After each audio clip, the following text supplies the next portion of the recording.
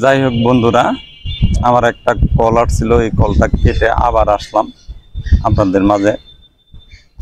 তো এই পরিবেশটা দেখেন কত সুন্দর, খুবই ভালো লাগতেছে এই পরিবেশটা।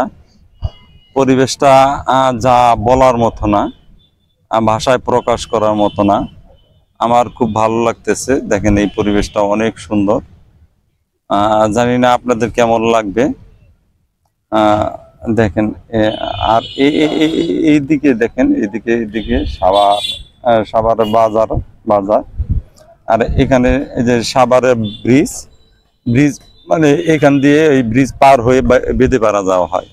আর এই বেদেপাড়ার রুটটাই এটা হলো এইটা, এই যে রুট, ওই পাশে বেদেপাড়া পল্লী।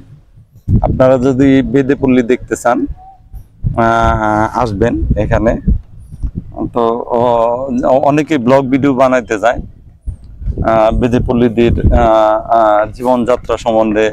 অনেকেই ভিডিও বানায়, কিন্তু ওখানে গেলে একটু সমস্যা। বেদেপল্লীতে গেলে বেশিরভাগ বেদেরা টাকা পয়সা চায়।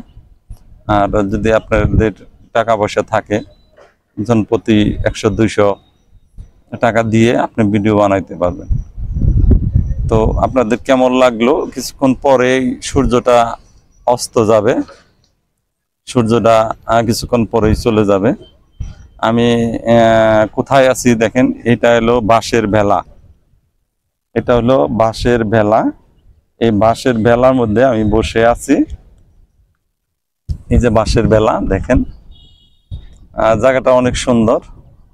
আর এই যে পানি দেখেন, এই কাছেই পানি, যে